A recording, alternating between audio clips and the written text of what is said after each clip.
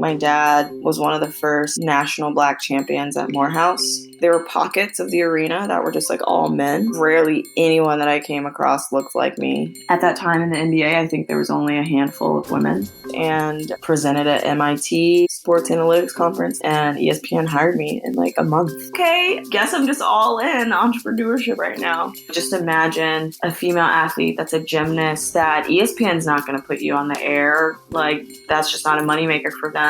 And so many investors have reached out now because our crowdfunding raise has gone very well. I feel like my entire life has been people betting against me. What's up, Unfound Nation? Dan Kihanya here, your host for Founders Unfound. Thanks so much for listening in. That was Tiffany Kelly, founder and CEO of Curastory, a company that is revolutionizing the content creation influencer space with an initial focus on professional and college athletes. Our episode is sponsored by VirtuLab, a nonprofit fighting climate change by providing funding and holistic entrepreneurial support to clean tech startups. Their annual summit, Fuel 2020, is going digital this September, spanning over 2 weeks with short events every day. At Fuel 2020, you'll connect with future-focused entrepreneurs, investors, researchers, and more. Use the code FOUNDERSFRIEND for 20% off your ticket. Learn more at 2020fuel.org or find a link in the show notes. Our episode is also sponsored by Black VC, a focused community built for and by Black investors. Check out the link in the show notes for more about their exceptional programs and events. It's August 2020, and COVID-19 is still very much present with us here in the United States and in many parts of the world. I personally don't want us to forget all those essential workers, first responders, and medical personnel who are still battling on the front lines of this virus. Some have been at it literally for months now. Let's continue to show them support, appreciation, and when we can, help. The sacrifices they are making are significant and not to be taken for granted. As always, you can find Founders Unfound anywhere you regularly listen to podcasts. And you can follow us on Twitter and Instagram at Founders Unfound. Feel free to drop us a review on Apple or podchaser.com. And please follow, like, and share to help us grow. Now, on with the episode. Stay safe and hope you enjoy.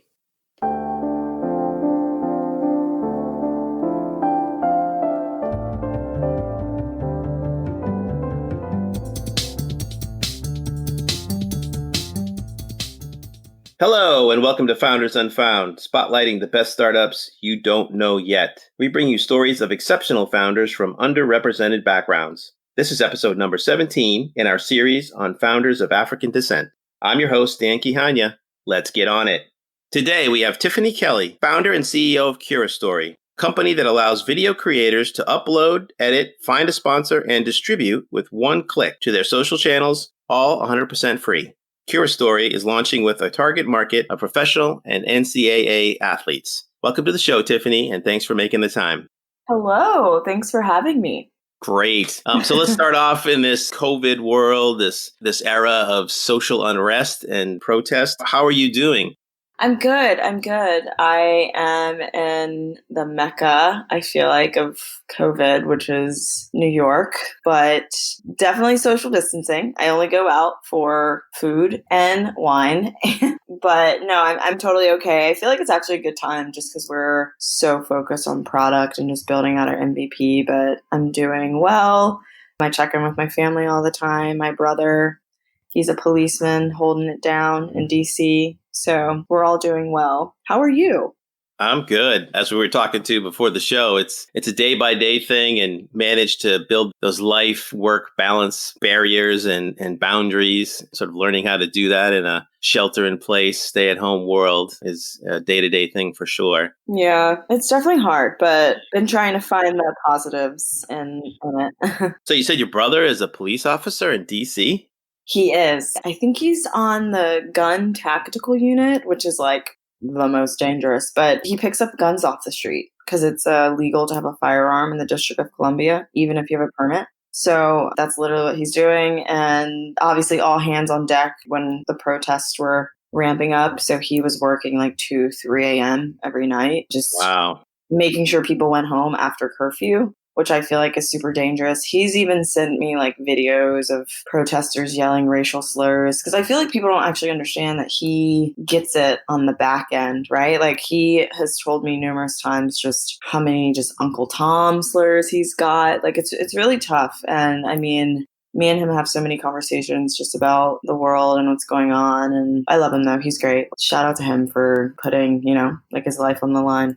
Yeah, absolutely. It's not an easy role for anybody in law enforcement right now. And to be on those front lines is a challenge. And I'm glad he's doing all right. Yeah, he's good. And he literally texts me every day asking about Curastory and he's invested on our crowdfunding platform. So he's awesome. Wonderful. Well, that's a good segue. So let's just tell the folks, exactly what is Curastory and what does it do? Yeah, so I feel like I kind of always explain it as just the easiest way to get started in video. I arrived at that concept later in its origination, but last year around April, May, when student athletes they were going to come into the mix of monetization because of the new law change. I knew that I wanted to build something that would kind of get them acclimated to monetization, but it wasn't until I started having user interviews with student athletes, with pro athletes, with YouTubers that are very well known that the concept of monetization is a game that can only be won if you diversify. So if you kind of do podcasting or do video or what have you, or influencer marketing if you want to. And so the problems that student athletes would soon have is problems that honestly still exist today. And I think podcasting has done a phenomenal job at actually kind of distributing to all of your podcast channels and then finding sponsors as long as you have 1,000 listens. But video is still very archaic. And it's like, hey, you want to be a video creator? Cool, go on YouTube. And the rev split is horrible. I think it's 45-55. It's a game of you have to have millions of subscribers for it to even be worth it because 70% of them 2 billion monthly visits to YouTube skip ads. And that's the only way you get paid. So I knew that I wanted to build something innovating video and removing that. So we send you like a rental, like light ring. We have a partnership with GoPro that we're doing. If you need a camera and backdrop, all of that as a rental, and then upload, edit your video. We find you a sponsor and then you kind of shoot your sponsored segment, add it into your video and then distribute to YouTube, IGTV, Facebook Watch. So student athletes and athletes are just super excited because they have video that they want to share, whether it be a day in the life or a fitness workout series or whatever they want to do. They want to get into it. And especially with COVID right now, it's actually pretty crazy how bored they are and how a lot of them are just getting more into content creation, which I think at the end of the day is phenomenal and amazing. Yeah, that makes a lot of sense. And, startups timing can be a big contributor. So, but before we dive more into the company, let's hear a little bit about you. So you're from Louisiana, is that right? I am. Baton Rouge, go Tigers. Nice. And so growing up, tell us about, did you have dreams of becoming an entrepreneur? Did you have dreams of other things? What kind of motivated you to basically try to achieve? Great question. So I played sports all my life growing up, swam, basketball, volleyball. Super athletic family. I think my dad was one of the first national Black champions at Morehouse. The swimming team, the Tiger Shark. Really? Talks about it to me all the time. I think there's actually a Sports Illustrated Vault article that is on him, but I love him. He's great. Oh my gosh, that's so cool. I know. So that's super awesome. Athletic family. I knew I wanted. Does he have like a shrine in the house of like his success? As a dad, that's what I would be doing for sure if I had that. I think we have a family shrine. It's like mom, because my mom played basketball. So it's like mom, dad, swimming, my brother who played college basketball, and then like me. I like walked on for a year and then I was just like, okay, I'm just going to focus on my studies. I'm not going to become a pro volleyball player. But I knew I wanted to go in sports. I didn't know what capacity. I knew entrepreneurship was kind of always, I don't want to say in the back of my mind, but it was kind of funny. Before I got my job at ESPN, I actually was like really contemplating working with this startup that was, I think they had a second round interview with YCOM. So I was really debating, okay, do I want a first job ever to be an entrepreneur founder gig, or do I want to go the route of ESPN? So I took the route of stability up front and started at ESPN. But entrepreneurship got me at the end of the day. I feel like it's in my blood. So you knew you wanted to go into sports. Yeah. And did you have a sense of what that meant specifically in terms of what kind of role? Obviously, you said that you weren't necessarily gearing up to be a player, but did you have a sense of, was it media? Was it back office, the business? How did you manifest like what I want to do in sports? Yeah, so definitely front office. So player personnel is what I wanted to go into. It wasn't until I had an experience with the New Orleans Hornets at the time, which is now the Pelicans. I definitely wanted to go into the NBA just because loved basketball and watching it with my family growing up. And I mean, as a 17-year-old kid, I was just noticing how there were pockets of the arena that were just all men, and rarely anyone that I came across looked like me. I feel like there's a reoccurring theme. But yeah, so that kind of stuck with me, and I was just like, wait, why is this like this? And so it wasn't until I was kind of with the stats guys that were crunching numbers every timeout, every quarter, every halftime, and they were kind of just giving it to the president, the coach, head coach at all of these breaks, that I was just like, wow, okay, I definitely need to look at what they're doing, because just as a kid, I just immediately noticed, I was like, oh, people respect them. That's dope. That's awesome. Why do people respect you? Oh, it's because you're crunching numbers and you're providing them with quantitative analysis that they either can't do themselves, or, you know what I mean? So that's kind of what I really noticed. And I literally changed my entire career towards sports analytics, data science, and presented at MIT Sloan Sports Analytics Conference, the largest sports conference. And ESPN hired me in a month after that presentation. Okay, Tiffany, that is quite a summary that we have to unpack a little bit. So first of all, how did you end up with an opportunity with the Hornets? Was this a part of a school project, or you applied for a job, or? It was, you know how you have career day in high school where you have to, so we had career. Oh, right. Yeah. So we had career day. Career day was for juniors and seniors. I was a senior that year. So if you're a senior, you actually have to job shadow for a day, 2 days. So it was a job shadow that I was doing. So literally just walking around, just paying attention to what everyone's doing. And one of my friends in my class, I think her dad worked inside either the marketing department or public relations, but got me connected, and they were like, sure, come on down. Wow. It sounds like that was a pretty transformative experience. Yeah. I feel like people don't really notice that, though. How I feel like some of the most critical years are actually high school, middle school, high school, because that's when you're kind of really trying to figure out and just taking everything in. And there's so many options and so many different avenues that you can take and life paths. And so I just knew from not seeing people that looked like me, right? I grew up where I went to predominantly a white school my entire life. My parents have always been like, hey, don't be naive to your color, but also don't just have it in the back of your mind kind of thing. And so, right. I mean, I grew up with that worldview, right? And so it's something that I always notice. And I'm like, okay, I'm a female and I'm also a Black female. The last thing I want is for people to kind of question me. So I want to go into a quantitative career where I can have numbers just like the next white guy over from me, right? To where you can't dispute my credibility. So that's literally what was happening. I didn't realize as a 17-year-old that's what I was doing, but as I got older, I realized that's what I did. I was going to say that is tremendously insightful and mature to have that perspective. And I think you're right that time is very formative, very, it's the opportunity for you to explore and to experiment. And I think you have the experience of you found what you wanted to do and how you wanted to approach it, which is very entrepreneurial. Right.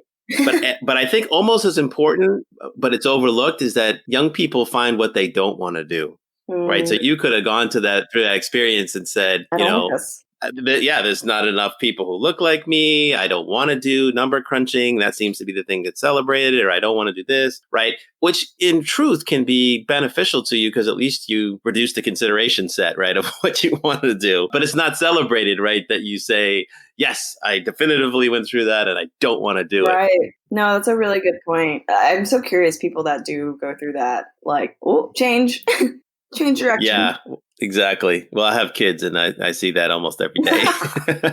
So tell me though, so now you've got this plan. So obviously academically you pursued the sort of appropriate expertise and domain that would allow you to get into kind of sports analytics. Yep, definitely. So I wanted to have the education of sports management just because we kind of studied salary cap. We studied just all the finances, nitty gritty of running a team and working marketing, all of that good stuff, like ethics, sport ethics. So that's what my degree was in, but I knew I wanted to marry it with the technical skills that I needed. So I finished my degree pretty early. Like I finished it sophomore or junior year. So the last couple of semesters. Good on you. Yeah, the last couple of that was in South Florida in Miami. Like never went out, just was always always in my dorm setting. But the last couple of semesters, I studied programming, like C++, JavaScript, database management. So like storing game data, statistics from athletes and the team. And then, grad level, like statistics. So like stats 1, 2, and 3. So that was kind of the end of my career. And then I also ended my career and my college education. And then I had an independent study project where it was just one-on-one with my professor, where I was actually doing research as kind of like a thesis, which was pretty awesome because I only had 2 months of coding experience before I got a job with ESPN where I would have to code. And like that 2 months was an independent study, like literally just me figuring out code with my statistics professor. Yeah, there's a common theme here of when Tiffany finds something, she dives in and to the deep end. Very true. So did ESPN come calling to you on campus, or how does one end up at ESPN? Oh no, it was a journey. To where I actually even second guessed if I wanted to do this career anymore. So I was interviewing for a full year. I interviewed with 10 front offices teams because I remember at that point, media ESPN wasn't even in my mind. It was, I need to work in a front office. I want to work with the team. I want to help make decisions on what players to draft, who to play. And so that's where I was putting my attention. And at that time in the NBA, I think there was only a handful of women that were actually within the front office of a team. And so just imagine, right? Like when I say front office, I mean coaches, conditioning, strength and conditioning staff, nutritionist, the general manager, right? The one who's steering the ship. That is what a front office is. And a handful of women, and there's 30 NBA teams, 32 NFL teams. The front office, just to be clear, is kind of different from like business Correct. And marketing and ticket sales and those kinds of things. Correct. Yeah. Pretty wild that HR, human resources, is not a part of the front office. Like it's a part of the business side, right? Which is very problematic. And obviously what happened with the Dallas Mavericks and just all of these issues and scandals that have come out have kind of forced that to be different.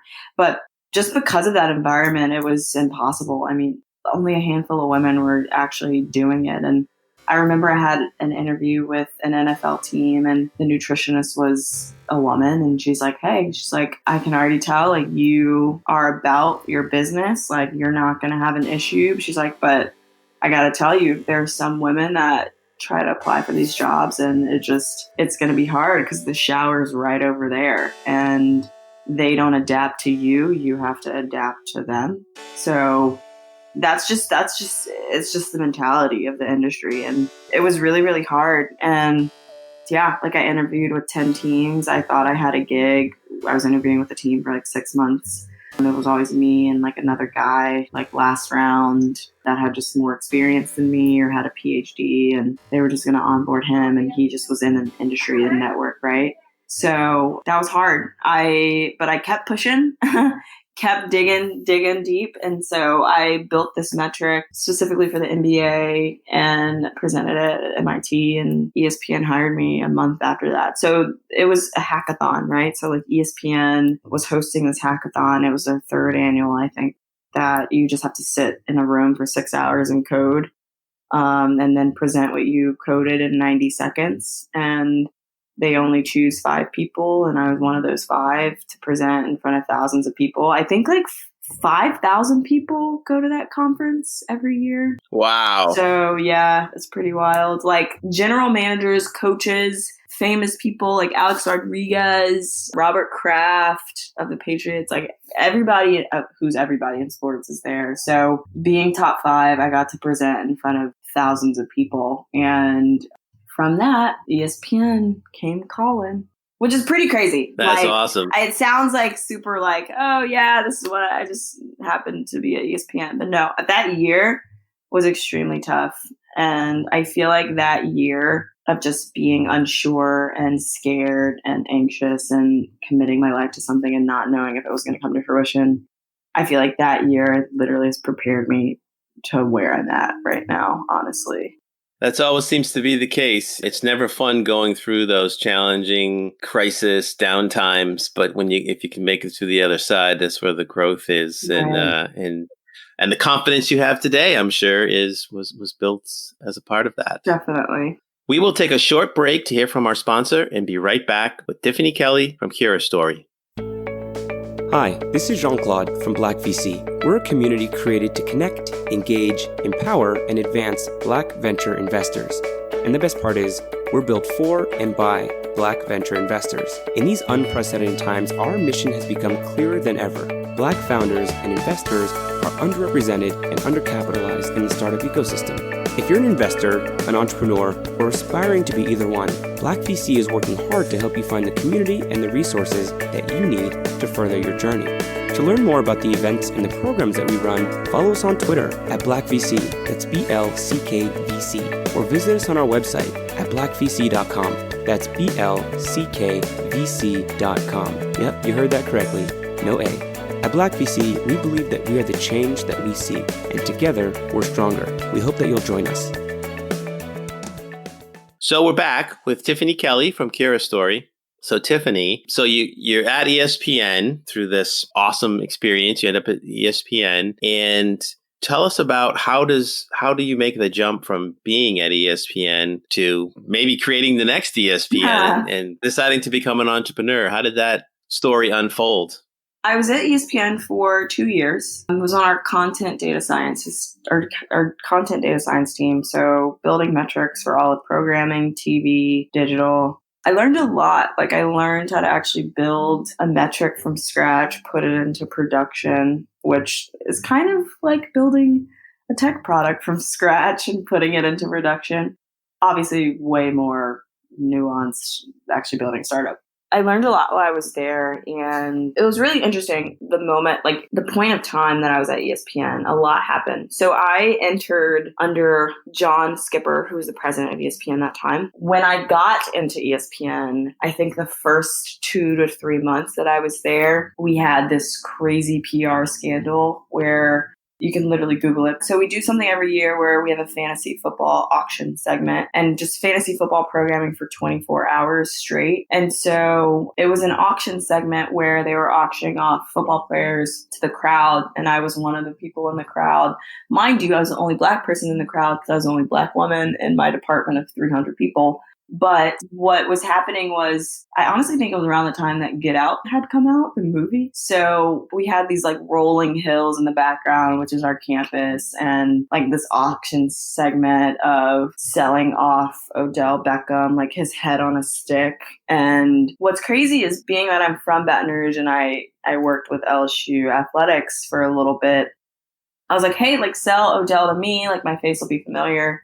And they're like, well, we actually want to sell it to the guy behind you. He has a purple shirt, so it might work better. And I was like, okay. They sell it to him. That's literally the clip that goes viral. Like Sean King, like Black Lives Matter tweets it. And it was really bad when you actually see optics wise. like on the screen, that footage only. And it was tough. Like John Skipper found out I was in the crowd, called me in his office, was just like, why were you the only Black person in the... I was just like, oh, yeah, I'm the only Black woman in the stats and information group. He's like, huh.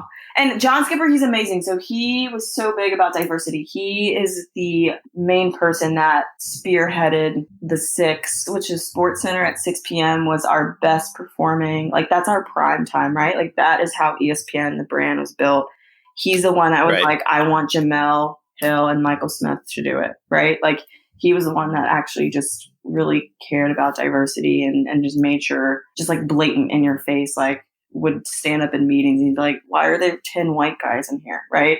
So he was just always pretty awesome, and knew him, like he knew me by name first 3 months of me working. He's just like, hey, you have a direct line to me. Just keep me posted. Like, I'm happy that you're here. So that was an amazing experience. And so that happened. Then he had to resign, I think, a few months later. And then Jamel quit. Michael quit. The 6 had to get booted off because, hey, you have 2 Black anchors and majority of our viewership is 60% white males. Might be a little difficult. And so all of this kind of happened, and my boss was fired for some stuff that kind of happened in our department. So it was just a lot. My goodness. Yeah.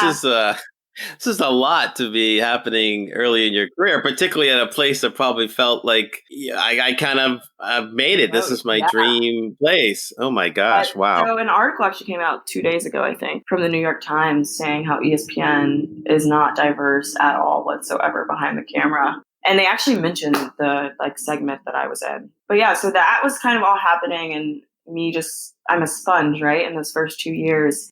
And so because of this trend with content that was happening, the reason that I'm saying this is because noticing that athletes weren't actually doing content as much with us anymore. They were kind of doing it on their own. And we would just take an athlete's video, post, tweet, throw a pre-roll ad on it, right? So we're monetizing something that's not even our original IP. And then run that. And when it comes to an athlete or content creators, they honestly can't do that themselves. So it was percolating in my mind. And it wasn't until I met with the VP of data at Instagram. I was building my network and just kind of meeting so many different mentors and just connecting with the media world outside of Bristol, Connecticut. And the VP of data at Instagram was just like, I know you're interested in startup world. Like, if you do decide to go out, build a startup or work for one, and like it doesn't work out or fail, he's just like, we're literally always hiring entrepreneurs. Like, you always have a job here. So like being 22 and having the VP of data at Instagram tell me like, you always have a job, and just kind of all these things, I was like, you know what? Like, I'll be okay at the end of the day. Might as well go out on my own, because it's always just going to be in the back of my mind if I don't do it, and see and just honestly build something, because I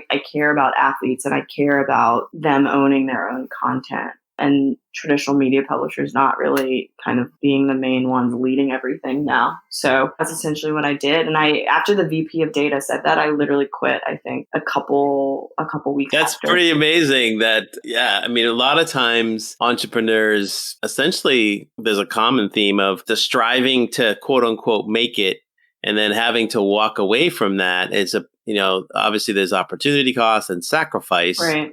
But that must have been like wind in your sails to hear, okay, like if there's a plan B, if things don't pan out, I mean, that must have been really confidence boosting. It was nice. And then the book Filter Off came out, which was the relationship between Facebook and Instagram. And then I think he left Instagram, and like so many people left Instagram.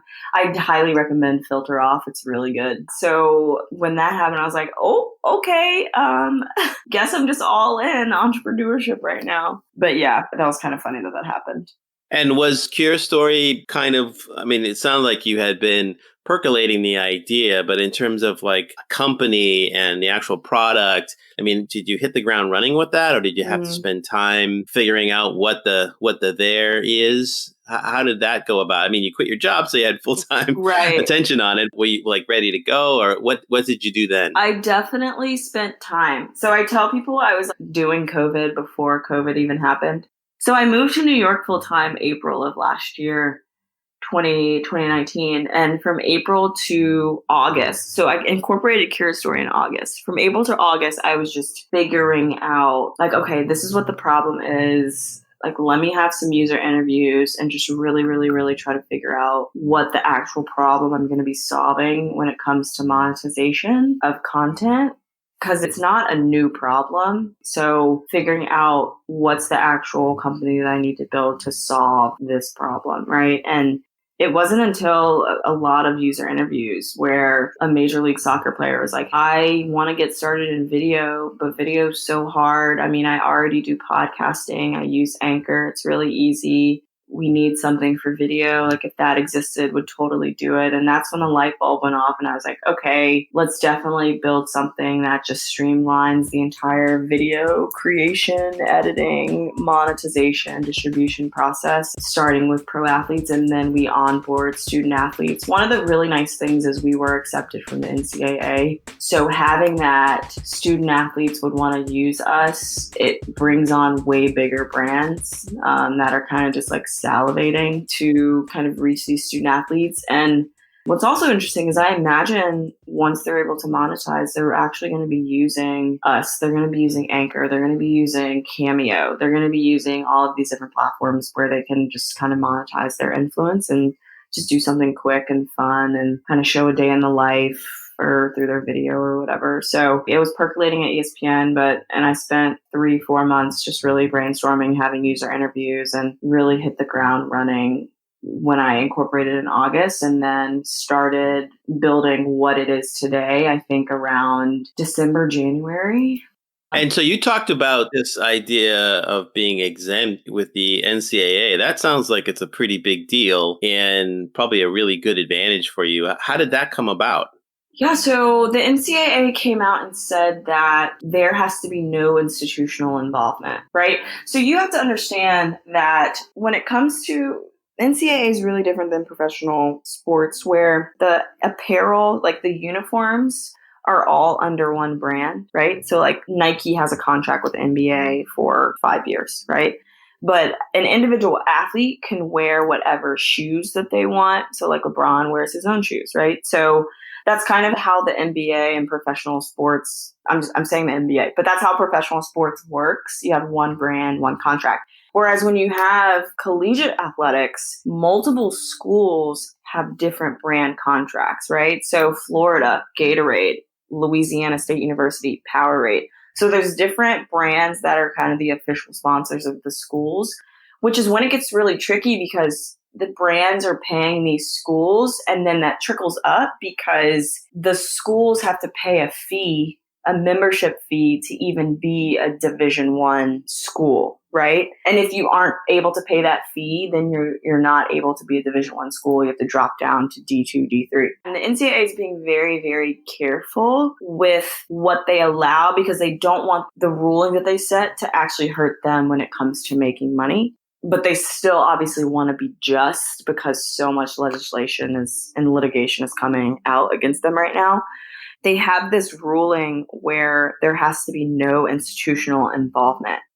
So if an athlete wants to monetize, they're literally going to have to monetize separate as a human, as a person, not as an athlete. You can say that you are an NCAA D1 basketball player. You cannot say the school. You cannot wear the apparel. So because of this no institutional involvement, the only companies right now that are in the market, influencer, open doors, open sponsorship, that actually do branded content, influencer marketing for athletes, they are not able to exist with the NCAA in the current model. So platforms like us, platforms like Anchor, platforms like Cameo are all going to be fair game for student athletes to use. And so we just have a big tent, like we just have a big network where we have ambassadors that actually travel to these schools every year, obviously virtual now, but they're traveling to these schools. They're getting these student athletes acclimated to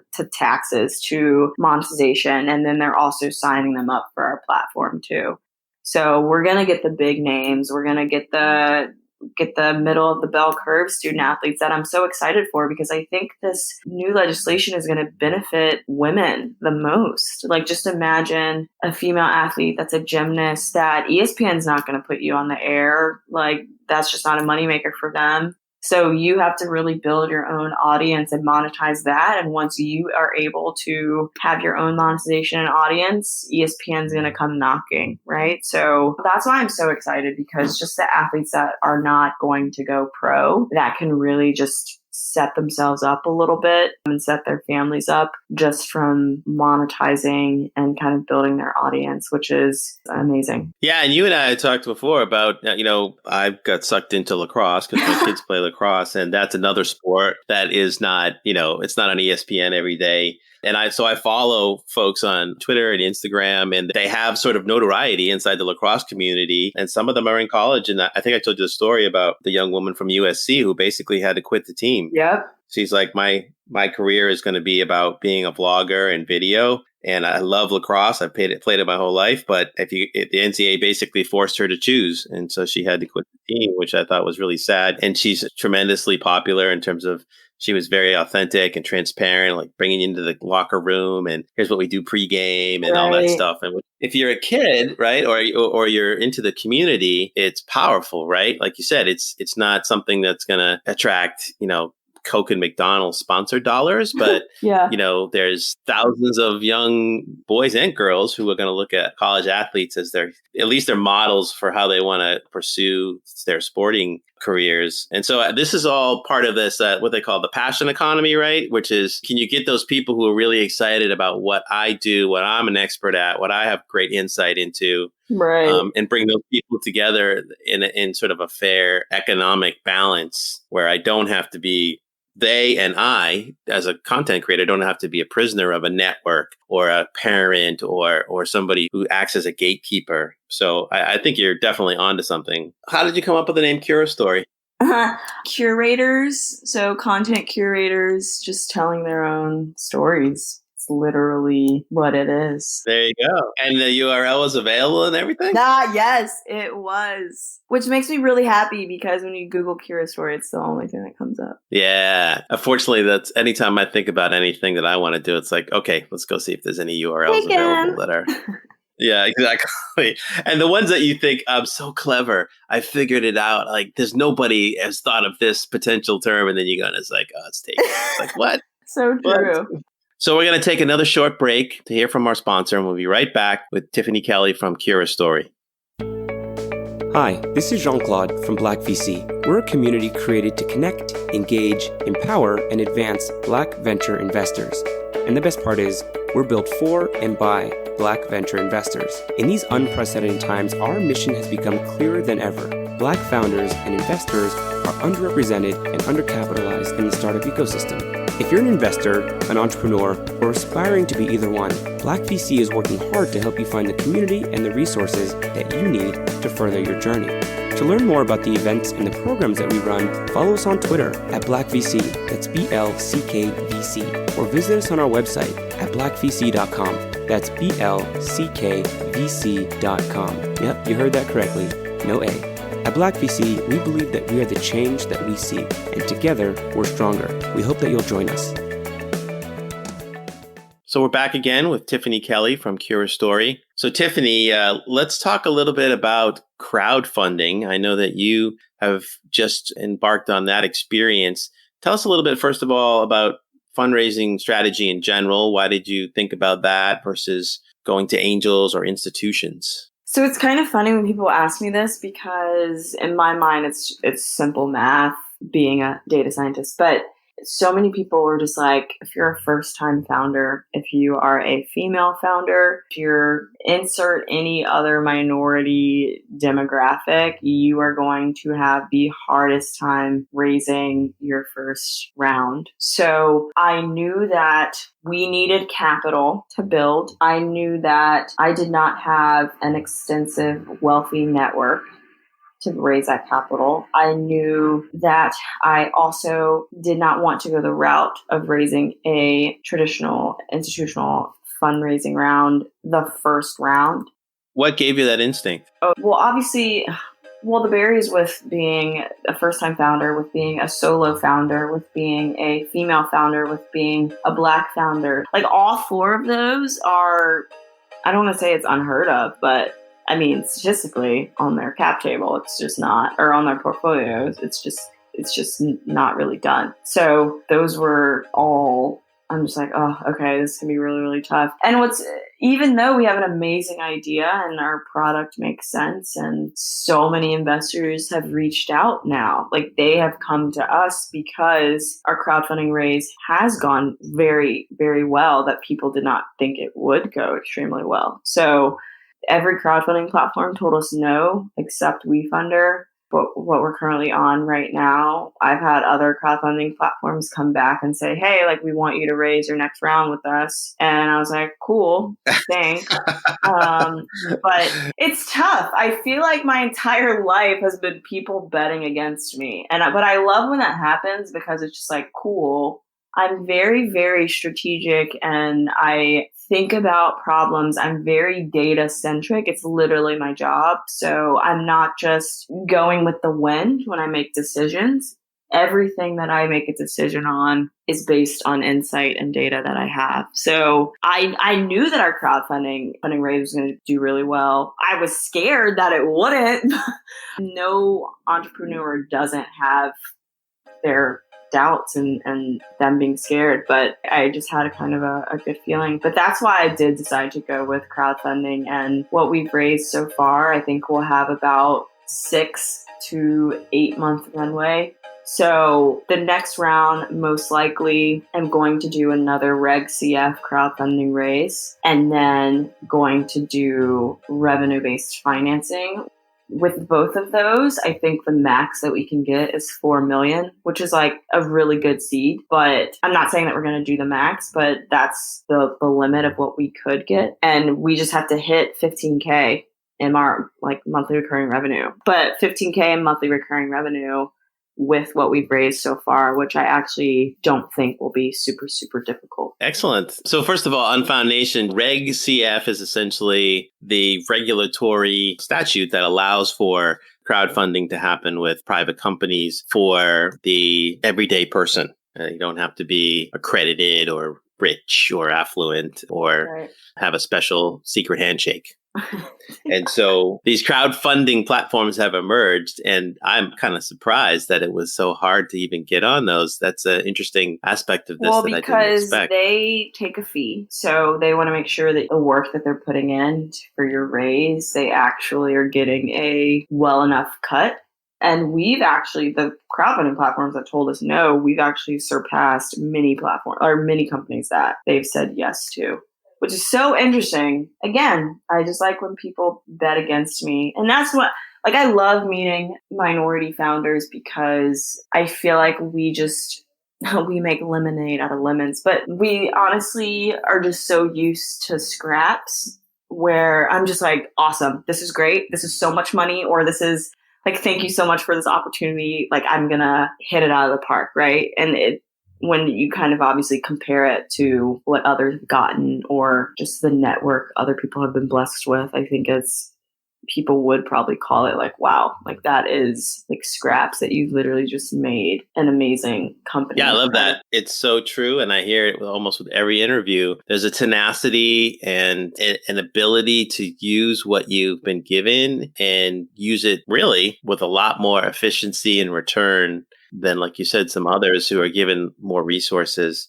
I share that, when somebody says no, it's like I want them to be seeing that no probably was not the right decision at some point. Yeah. So I got to ask you though. So crowdfunding to me feels like it's almost like launching a product. So you're kind of watching to see who's in there and you refresh and see how many people are doing things. Was there a moment when because you said obviously you're a little nervous about it, but was there a moment where you were like, oh man, this is going to happen? Was there like one big investor or one time like somebody did a tweet and all of a sudden you had like 50 new investors? Was there a time during that process when you're like, oh yeah, this is happening? Yep. So the beginning, I think we only had about like 10, 15K. And what was it? The title that I put was Curastory allows anyone to, I forgot what I put, but it was something about video monetizing your content. Oh no, I said we connected content creators to brand sponsors, right? Like super basic. Like that's what it was, the title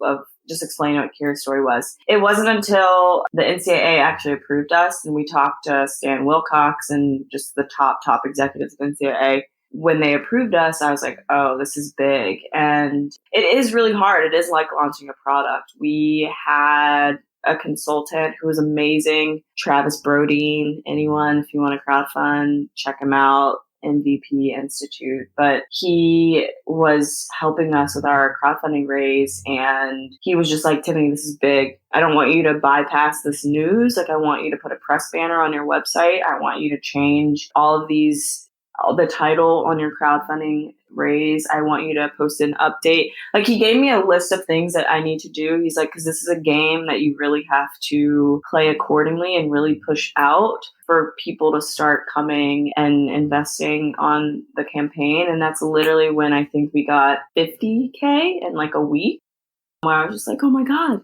this is actually, people understand this, right? So that happened because honestly, the NCAA was just like, yeah, student athletes can use you. And then we have the network too. So kind of a win-win. Yeah, that's awesome. That's a great story, actually, about momentum and what can trigger that. I think no matter how you raise money, it's kind of like you're pushing a rock up a hill and you're pushing it and it's going nowhere. And then all of a sudden, while you're knowing it, you're at the top of the hill, or at least you're on level ground, and you're like, oh, wait a minute, I don't have to push so hard. Oh, wait a minute, it's actually starting to roll on its own. Oh my gosh. And then it's, right? Yeah. But the problem is you don't know how long you have to push the rock up the hill until that happens. Congratulations. I mean, that's a great story about just the whole crowdfunding experience. I would highly recommend for any founder that feels like they're underrepresented or scared to raise institutional money in the beginning, or they want to give back to their community. I think for me, it's being able to give back someone that invested at least $100, which was our minimum, where it might seem so small to other people, but like for that person, that family, that generation, like that, you know, like it's at least putting some foundation. And so that even made me more excited to actually do crowdfunding. So we're always looking at just making sure that we're not diluting ourselves. Like, I don't want to dilute the team, and I also don't want to dilute the crowdfunding investors too much, right? So it's just something I'm thinking about and have in the back of my mind. So it was just a win all around when I was figuring out options. Wow, for somebody doing their first startup, you seem to know a lot. Did you get a secret playbook at some point from somebody? Everyone tells me this, but what's so crazy is I literally think it was because that time where I was just like locked in my apartment in New York and just figuring life out and figuring if I was going to go back into corporate at Instagram or if I was going to build my own startup and not have stability for a while. Like, it's a scary place to be. It is a place where you are worried about your bills, where you're trying to figure out, should I even do this? Like, during that time is when I just immersed myself into everything I needed to learn. And I didn't just Google stuff. Like, I talked to people. Like, I talked to investors. I talked to other founders that had already raised. I talked to just like people within marketing and executives at corporate companies. And so I just immersed myself, and I literally just was a sponge because startup life is so new to me. It's very different than building your own company is very different than just working in a corporation. You have a proactive mind and not a reactive mind. And so I learned a lot, and I'm still learning. So I definitely did not read a playbook. It was just my swivel was on, and I was just looking back and forth and talking to so many people that had already kind of gone through it. Shout out Sports Reference there. Yes. I will make a playbook, though. You have given me ideas, maybe. I love it. So as we're getting ready to wrap up here, I could talk to you for a lot longer. This has been so good. And one of the things we like to ask, again, for aspiring entrepreneurs, Has there been specific mentors, programs, organizations that have really been helpful, instrumental in moving you forward in your journey as an entrepreneur? During those pivotal 3 to 4 months where I was locked in my room, I did Y Combinator Startup School. I literally typed notes on every single lesson, the metrics that investors look at your business model, how literally ignore everything and only build product, talk to users. That was a fabulous, and it's free, and there's actually credits for AWS and Stripe and all of these tech platforms that almost every single tech company uses. So Y Combinator Startup School, check it out. I don't know if it's a program, but one of my best friends is also a founder who is at the same stage as me. And so I don't want to say I saw my friend group change, but I still hang out with my friends, but like I have added more founder friends to my network. And I met one of my really good friends now who's a founder through the community called Indie Hackers. So it's called Indie Hackers, and it's literally a community of founders that have not raised institutional funding. They're just bootstrapping or doing crowdfunding, or they scraped everything together. So that was awesome. And it's all kind of pre-seed seed. So anytime I need a mental check-in or just, what do you think about this? Or, oh my God, I'm so scared. She's one of my really good friends, and she went to the Black Women Talk Tech conference, and she sent me a picture of one of the slides where it was 70% of female founders and Black founders get stuck at the earliest stage.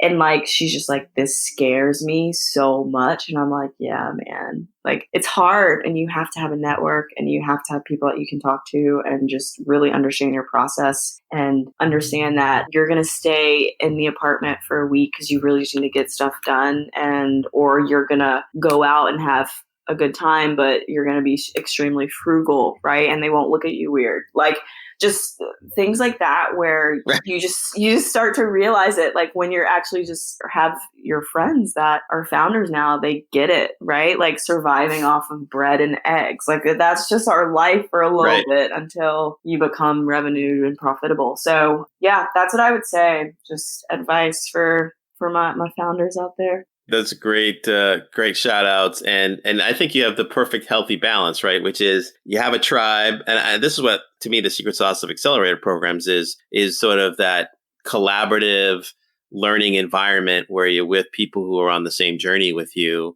who you can say, hey, where did you find a developer? Or, hey, how did your investor pitch go? Oh, wow, that's really interesting. I'll use that. But I think the other angle, which you glossed over, which I think is also important, is maintaining balance and having friends who are not going to ask you what your CAC is, and are not going to ask you how much burn rate you have and which investors are you talking to. They're going to say, they'll ask you 5 minutes about what you're doing and then get into gossip or whatever it is that you want to talk about. Right? Literally, I'm in the Hamptons right now with 3 of my girlfriends, and they're not founders at all. And it's nice to just unplug and not have to talk about startup life for a little bit. Nice. So as we wrap up here, Tiffany, why don't you tell the folks either about the crowdfunding program or how they can get a hold of you or find out more about Curastory? Totally. So Curastory, if you're interested in video, or we're eventually going to go to all video creators outside of athletes. If you're interested at all to check out the company, it's curastory.co.